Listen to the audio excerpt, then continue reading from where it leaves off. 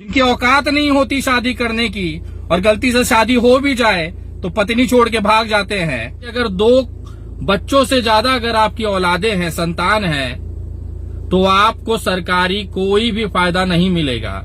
महंत योगी आदित्यनाथ ने, जिनके 3 भाई और 1 बहन, टोटल 5 भाई बहन, गूगल कर लीजिए, कौन इंसान ये लागू करने की बात कर रहा है जिसने कभी शादी नहीं की, जिसको ये नहीं पता पत्नी और बच्चे चलाए कैसे जाते हैं। महंत की जिंदगी है, मैं बहुत आदर करता हूं, सम्मान करता हूं, लेकिन इस तरह की जनसंख्या नियंत्रण कानून होना चाहिए देश के अंदर। हम 2 बच्चे तक पाल सकते हैं, उससे ज्यादा सरकार क्यों भार उठाए? सही बात है, होना भी नहीं चाहिए। तो ये भी नियम लाना जरूरी हो गया है कि उन रंडवों को भी कोई सरकारी फैसला, सरकारी चीजें नहीं मिलनी चाहिए जो साला शादी के डर के मारे भाग जाए। आप देख रहे हैं देश लाइव, देश की आवाज। नमस्कार दोस्तों, मैं विनय दुबे मुंबई से। मुस्कुराइए, आप उत्तर प्रदेश में हैं। खिलखिलाइए क्योंकि आप योगी जी के राज्य में हैं। और दिल खोलकर जश्न मनाइए क्योंकि उत्तर प्रदेश में इस समय राम राज्य चल रहा है। भर भर के सरकारी नौकरियां दी जा रही है। घरों में से खींच खींच कर बेरोजगारों को सरकारी दामाद बनाया जा रहा है। कॉलर पकड़ पकड़ कर, घसीट घसीट कर तहसील पे लाया जा रहा है, ब्लॉक पे लाया जा रहा है और जबरदस्ती सरकारी नौकरी थमाई जा रही है। इस तरह की विकास की गंगा उत्तर प्रदेश में बह रही है। इतना ही कम नहीं था कि अभी जनसंख्या नियंत्रण कानून भी ला दिया गया और उसमें कहा गया है कि अगर 2 बच्चों से ज्यादा अगर आपकी औलादे हैं, संतान है, तो आपको सरकारी कोई भी फायदा नहीं मिलेगा। जैसे अभी तक न कूट कूट के फायदे दिए जा रहे थे। सरकारी जो राशन है वो घरों में ठूस ठूस कर क्विंटल क्विंटल के भाव पे दिए जा रहे थे।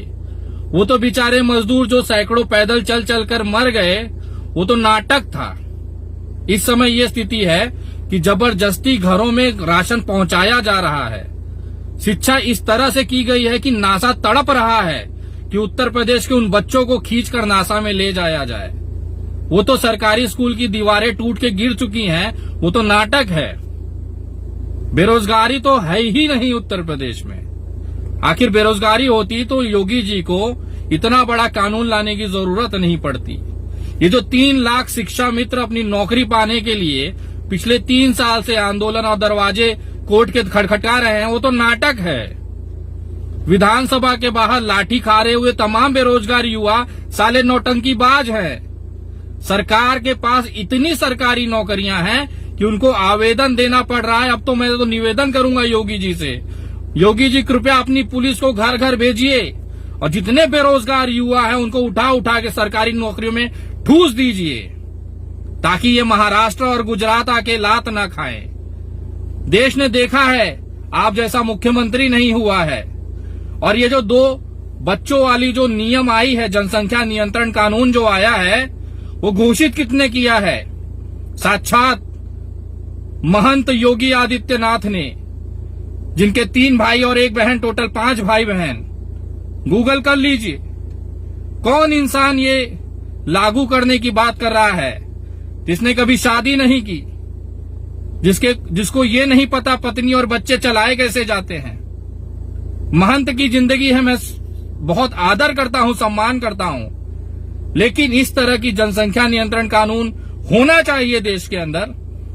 हम 2 बच्चे तक पाल सकते हैं, उससे ज्यादा सरकार क्यों भार उठाए? सही बात है, होना भी नहीं चाहिए। तो ये भी नियम लाना जरूरी हो गया है कि उन रंडवों को भी कोई सरकारी फैसला, सरकारी चीजें नहीं मिलनी चाहिए जो साला शादी के डर के मारे भाग जाए। मर्द तो वो होता है जो पत्नी के साथ जिंदगी भी गुजारे, बच्चे भी पैदा करे, उनकी पढ़ाई लिखाई, उनको पढ़ा लिखा कर एक काबिल युवा बनाए ताकि देश का भविष्य बन सके, परिवार चल सके। तो कहीं न कहीं उन डरपोकों के लिए भी एक नियम लाना चाहिए जो शादी से भागते हैं, जिनकी औकात नहीं होती शादी करने की और गलती से शादी हो भी जाए तो पत्नी छोड़ के भाग जाते हैं। उनके लिए भी एक नियम होना चाहिए कि ऐसे डरपोक और भगौड़ों को सजा होने का प्रावधान भी होना चाहिए, क्योंकि बच्चे पैदा करना और पालना एक मर्द का फितरत होता है। मैं गर्व से कहता हूं मेरी 3 संतानें हैं और मैं लात मारता हूं ऐसी सरकारी योजनाओं को और अपने ठेंगे पे रखता हूं ऐसी सरकारी नौकरी को। मेरे हाथों में दम होगा, मेरे कलेजे में जिगरा होगा तो मैं अपने बच्चों को अपने दम पे पाल के खिला लूंगा। मुझे ऐसे किसी सरकारी भीख की जरूरत नहीं है। अपनी भीख अपने पास रखिए। जय हिंद, जय महाराष्ट्र।